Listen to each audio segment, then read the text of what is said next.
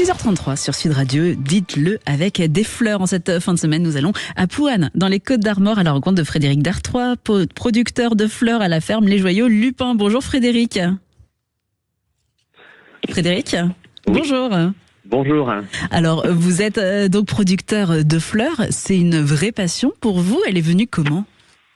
Elle est venue comment ? En fait, suite à une première petite carrière de maraîcher, on va dire, j'ai la passion de la fleur qui a repris le dessus et j'ai abandonné les légumes pour la fleur. Vous dites qu'il a repris le dessus, c'est-à-dire que ça courait depuis un petit moment quand même ? Donc dans mon enfance, je m'amusais déjà un petit peu avec les fleurs, mais plutôt en version fleurs de balcon. Et là, maintenant, je suis parti sur les fleurs à couper uniquement donc pour les bouquets. Et on parle de quelle variété de fleurs ? Alors, il y a une centaine de variétés. Après, il y a deux grandes catégories. Il y a les fleurs fraîches qui sont destinées donc pour les bouquets que je vends toutes les semaines. Et ensuite, il y a les fleurs qui sont destinées au séchage. Et ça permet d'avoir donc des fleurs toute l'année ? Voilà, exactement. Enfin, en ce qui concerne les fleurs séchées. En ce qui concerne la fleur fraîche, on va dire que ça va du mois de mars jusqu'au mois d'octobre. Et ensuite, donc, j'ai la fleur séchée qui est présente toute l'année. Et là, donc, pour ces mois de fin août, septembre, octobre, c'est quelle variété que vous cultivez, que vous récoltez encore ? Alors, il y en a plusieurs, on va dire, mais la dominante, c'est la reine Marguerite, qui se décline sous plusieurs variétés. J'ai 9 variétés de reine Marguerite, avec des reines Marguerite qui vont ressembler donc à la Marguerite classique qu'on trouve dans la nature, mais aussi des reines Marguerite qui vont ressembler à des dahlias.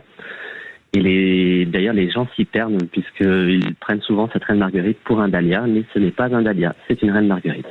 Et elles sont de quelle couleur du coup ? Si elles ressemblent à la Marguerite, il y en a qui sont blanches, c'est ça ? Voilà, il y a des blanches, il y a des bleues, il y a des roses, il y a beaucoup de couleurs, des jaunes. C'est magnifique et c'est une fleur qui tient très très longtemps en vase. Là, pour votre ferme, vous nous avez dit, vous êtes donc passé des légumes aux fleurs. Est-ce qu'il a fallu des aménagements spéciaux ? Non, pas vraiment. Non. C'est surtout que j'ai réduit ma surface en fait. Toute petite surface puisque je fais aussi tout ce qui est composition. Donc je pars de la graine jusqu'au bouquet, jusqu'à la vente même aux clients. Donc du coup, j'ai besoin d'une plus petite surface que des légumes. Et c'est combien de temps à faire une fleur de la graine justement à la vente ? Alors ça peut prendre 2 mois, 3 mois. Ça dépend des variétés en fait. Ça demande un petit peu de patience. Voilà, exactement. Et puis ça aussi, c'est une humilité face à la météo. Notamment cette année qui a été un petit peu capricieuse au printemps.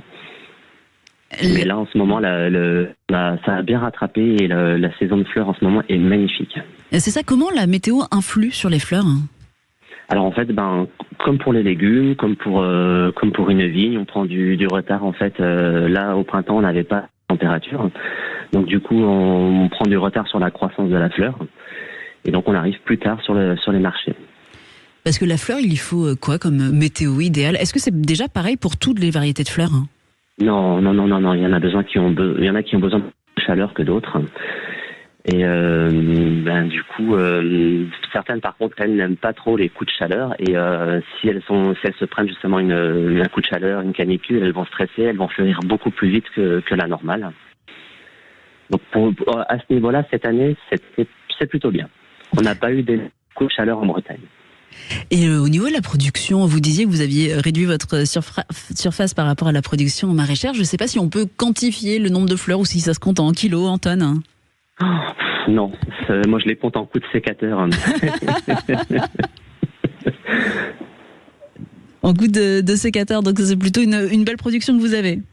Oui, je suis très très très heureux cette année. Je nage dans le bonheur avec toute cette beauté. C'est magnifique. C'est une chance énorme que je pèse tous les jours de travailler avec toute cette beauté autour de moi et de pouvoir la redistribuer ensuite sur les marchés auprès de clients.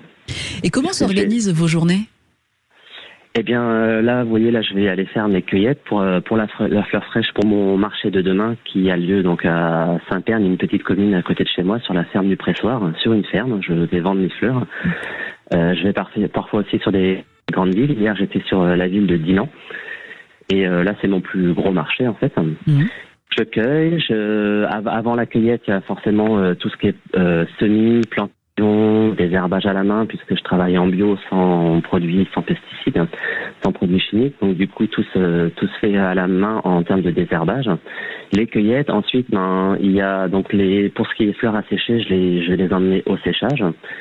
Et je dois ensuite les redescendre du séchoir, les stocker et puis composer plein de bouquets. Est-ce qu'il y a un secret de composition des couleurs qui vont bien ensemble, ça c'est sûr? Ah, je vais quand même pas vous donner tous mes secrets. Le plus grand secret, c'est vraiment de l'attention qu'on va mettre dans le bouquet, de vraiment faire plaisir aux gens et de distribuer de l'amour. Et je pense que c'est la meilleure recette en fait.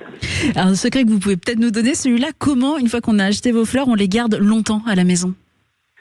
Alors, je dis toujours à mes clients, surtout changer l'eau tous les 2 jours si possible, mais vraiment changer l'eau, pas seulement remettre de l'eau dans le vase, mais la changer complètement. Et ça va permettre d'agrandir la longévité du bouquet. Et on peut le garder combien de temps, un bouquet de fleurs fraîches? Alors en ce moment, comme me disent mes clients, c'est plus de 15 jours sur la reine Marguerite. C'est pour ça qu'elle porte ce nom de la reine Marguerite.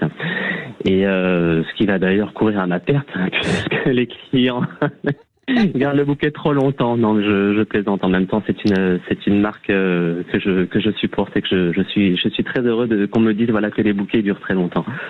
Oui, et c'est important pour ceux qui achètent les fleurs de bien privilégier le local, de bien vérifier d'où elles viennent ces fleurs. Exactement, puisqu'on a perdu toute une grande partie de la production de la fleur française dans les années 70-80. Toute la fleur qui désormais vient d'Équateur, Éthiopie, Kenya, via la Hollande. Et donc aujourd'hui, les fermes florales sont en petit nombre. Après, moi, je suis une toute petite ferme florale. Ça, c'est très petit par rapport à la production nationale. Surtout que moi, je ne fais que de la vente locale, donc à petite échelle. Et Frédéric, alors vous nous avez dit, vous faites de la vente locale, vous êtes en Bretagne. Rappelez-nous, où est-ce qu'on vous retrouve demain pour pouvoir acheter vos fleurs? Alors demain, à Saint-Pern, sur la ferme du Pressoir. C'est une toute petite commune, mais qui attire beaucoup de monde. Eh ben c'est noté. En tout cas, vous êtes donc à Plouanne, c'est dans les Côtes-d'Armor, avec votre ferme Les Joyeux Lupins. Merci beaucoup Frédéric. Voilà. Merci à vous, bonne journée. Vous également, Sud Radio à 6h41. On parle de la rentrée, elle approche à grands pas pour les étudiants et certains sont en galère, ils ne trouvent pas de logement. Nous serons à Bordeaux dans un instant, à tout de suite.